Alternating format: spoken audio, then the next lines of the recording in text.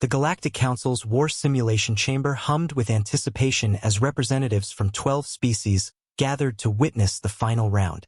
Commander Marcus Rodriguez stood alone at the human console, facing off against Kralvex, the reigning champion from the Vorthan Empire who had never lost a strategic simulation in 40 cycles. The holographic battlefield materialized between them, a complex star system with 3 habitable planets, 2 asteroid belts, and a dying star at its center. Each commander controlled a fleet of 1,000 vessels, with victory conditions simple: annihilate the enemy or force surrender. Kralvex's 4 eyes gleamed with confidence. The Vorthans were master strategists, their minds capable of processing thousands of tactical variables simultaneously. They had conquered real systems using the same methodical, mathematically perfect strategies they employed in these games. Marcus cracked his knuckles and smiled. The simulation began.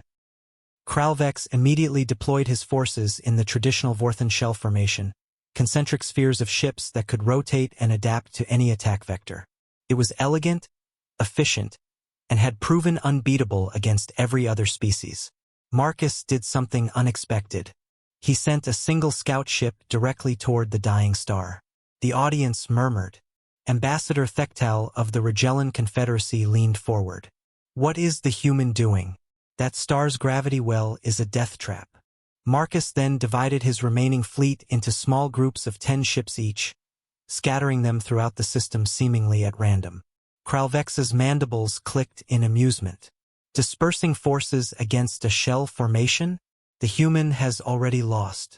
The Vorthan fleet advanced methodically, destroying Marcus's scattered groups with surgical precision. Within minutes, the human had lost 200 ships. The audience began to lose interest, another predictable victory for Kralvex. Then Marcus's scout ship, the one near the dying star, transmitted a single message to all human vessels. "Remember the Alamo." Every human ship suddenly changed course, accelerating at maximum burn toward different targets.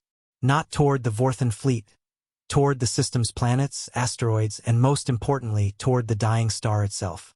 Kralvex hesitated, his 4 eyes trying to process this illogical behavior.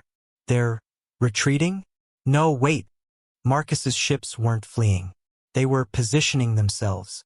As the Vorthan fleet pursued, the human vessels began detonating their cores near massive celestial bodies. Each explosion wasn't aimed at destroying enemy ships. They were using their destruction to alter gravitational fields.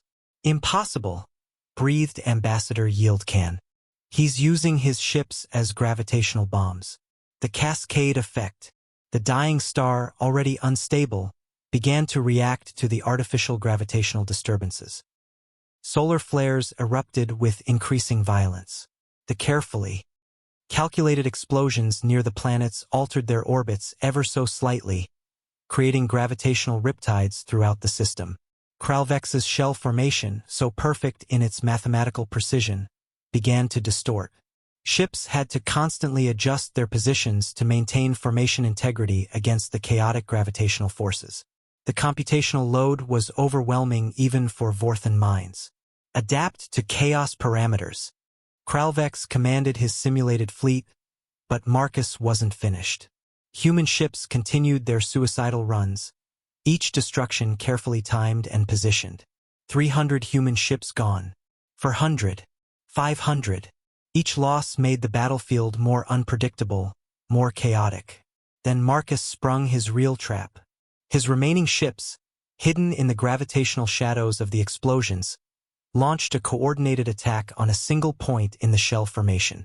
Not to break through, but to force the Vorthan ships to cluster together for defense. "Commander, pull back!" shouted a Vorthan advisor, but Kralvex was too deep in his calculations to hear. Marcus sacrificed another 100 ships to create a massive gravitational pulse near the dying star. The star responded with a coronal mass ejection, a wave of stellar material that swept across the battlefield.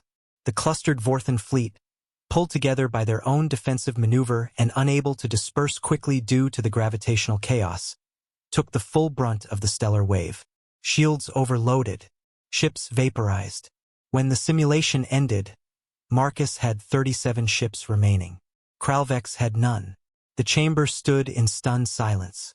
The human had won by deliberately sacrificing over 96% of his fleet, turning the battlefield itself into a weapon. Kralvex stood slowly, his 4 eyes fixed on Marcus with something approaching awe. You used chaos as a strategy. You made the loss of your own forces a tactical advantage. This is madness. Marcus shrugged. Humans call it scorched earth. Sometimes the best way to win is to make sure nobody really wins, except you lose a little less. The Galactic Council would remember this day not as humanity's triumph, but as the day they learned that humans didn't just think outside the box. They would blow up the box themselves and half the room if it meant victory. Retriclaude can make mistakes. Please double-check responses.